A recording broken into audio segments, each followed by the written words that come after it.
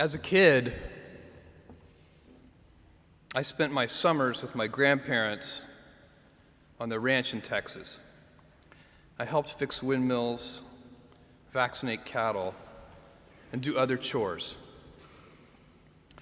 We also watched soap operas every afternoon, especially Days of Our Lives. My grandparents belonged to a caravan club, a group of Airstream trailer owners who traveled together around the US and Canada. And every few summers, we'd join the caravan. We'd hitch up the Airstream to my grandfather's car, and off we'd go, in a line with 300 other Airstream adventurers. I loved and worshiped my grandparents, and I really looked forward to these trips.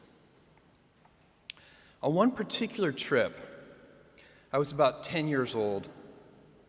I was rolling around in the big bench seat in the back of the car. My grandfather was driving, and my grandmother had the passenger seat.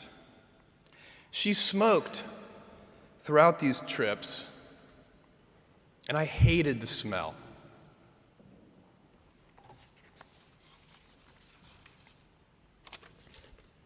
At that age, I'd take any excuse to make estimates and do minor arithmetic. I'd calculate our gas mileage, figure out useless statistics on things like grocery spending. I'd been hearing an ad campaign about smoking. I can't remember the details, but basically the ad said, every puff of a cigarette takes some number of minutes off of your life. I think it might have been 2 minutes per puff. At any rate, I decided to do the math for my grandmother.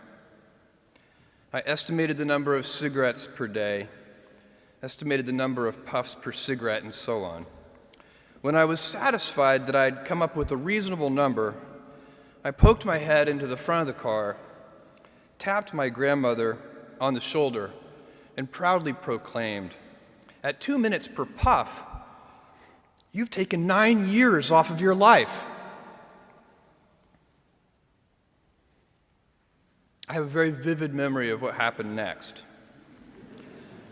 And it was not what I had expected. I expected to be applauded for my cleverness and my arithmetic skills. "Jeff, you're so smart. You had to have made some tricky estimates. Figure out the number of minutes in a year and do some division." That's not what happened. Instead, my grandmother burst into tears.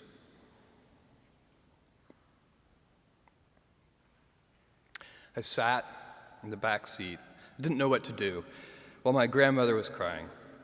My grandfather, who'd been driving in silence, pulled over onto the shoulder of the highway.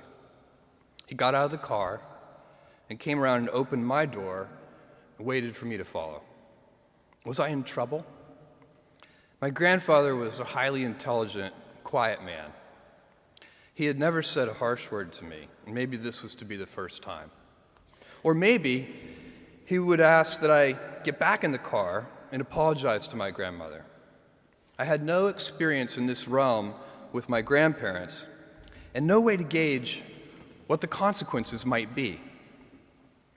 We stopped beside the trailer. My grandfather looked at me, and after a bit of silence, he gently and calmly said, "Jeff, one day you'll understand that it's harder to be kind than clever."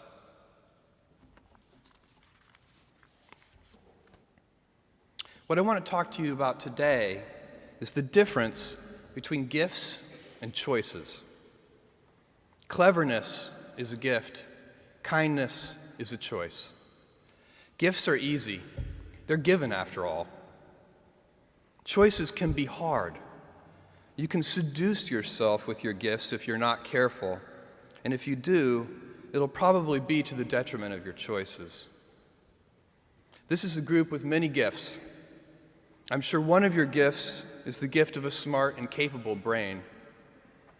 I'm confident that's the case because admission is competitive, and if there weren't some signs that you're clever, the dean of admissions wouldn't have let you in. Your smarts will come in handy because you will travel in a land of marvels. We humans, plodding as we are, will astonish ourselves. We'll invent ways to generate clean energy, and a lot of it. Atom by atom, we'll assemble small machines that can enter cell walls and make repairs. This month comes the extraordinary but inevitable news that we've synthesized life. In the coming years, we'll not only synthesize it, but engineer it to specifications. I believe you'll even see us understand the human brain. Jules Verne, Mark Twain, Galileo, Newton, all the curious from the ages would have wanted to be alive, most of all, right now. As a civilization, we will have so many gifts, just as you as individuals have so many individual gifts as you sit before me. How will you use these gifts? And will you take pride in your gifts or pride in your choices? I got the idea to start Amazon 16 years ago. I came across the fact that web usage was growing at 2,300% per year, and I'd never seen or heard of anything that grew that fast. And the idea of building an online bookstore with millions of titles, something that simply couldn't exist in the physical world, was very exciting to me. I just turned 30 years old, and I'd been married for a year. I told my wife, Mackenzie, that I wanted to quit my job and go do this crazy thing that probably wouldn't work, since most startups don't, and I wasn't sure what would happen after that. Mackenzie, also a Princeton grad and sitting here in the second row, told me I should go for it. As a young boy, I'd been a garage inventor. I'd invented an automatic gate closer out of cement-filled tires, a solar cooker that didn't work very well out of an umbrella and aluminum foil, baking pan alarms to entrap my siblings. I'd always wanted to be an inventor, and she wanted me to follow my passion. I was working at a financial firm in New York City with a bunch of very smart people, and I had a brilliant boss I much admired. I went to my boss and told him I was going to start a company selling books on the internet. He took me on a long walk in Central Park, listened carefully to me, and finally said, "That sounds like a really good idea, but it would be an even better idea for someone who didn't already have a good job." That logic made some sense to me, and he convinced me to think about it for 48 hours before making a final decision. Seen in that light, it really was a difficult choice, but ultimately, I decided I had to give it a shot. I didn't think I'd regret trying and failing, and I suspected I would always be haunted by a decision to not try at all. After much consideration, I took the less safe path to follow my passion, and I'm proud of that choice. Tomorrow, in a very real sense, your life, the life you author from scratch on your own, begins. How will you use your gifts? What choices will you make? Will inertia be your guide, or will you follow your passions? Will you follow dogma, or will you be original? Will you choose a life of ease, or a life of service and adventure? Will you wilt under criticism, or will you follow your convictions? Will you bluff it out when you're wrong, or will you apologize? Will you guard your heart against rejection, or will you act when you fall in love? Will you play it safe, or will you be a little bit swashbuckling? When it's tough, will you give up, or will you be relentless? Will you be a cynic,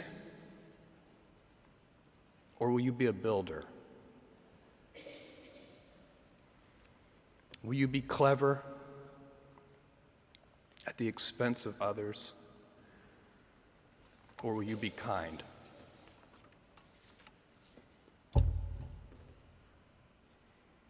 I will hazard a prediction.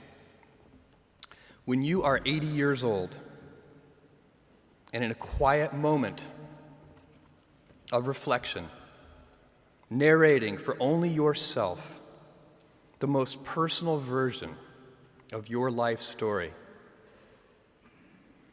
the telling that will be most compact and meaningful will be the series of choices you have made.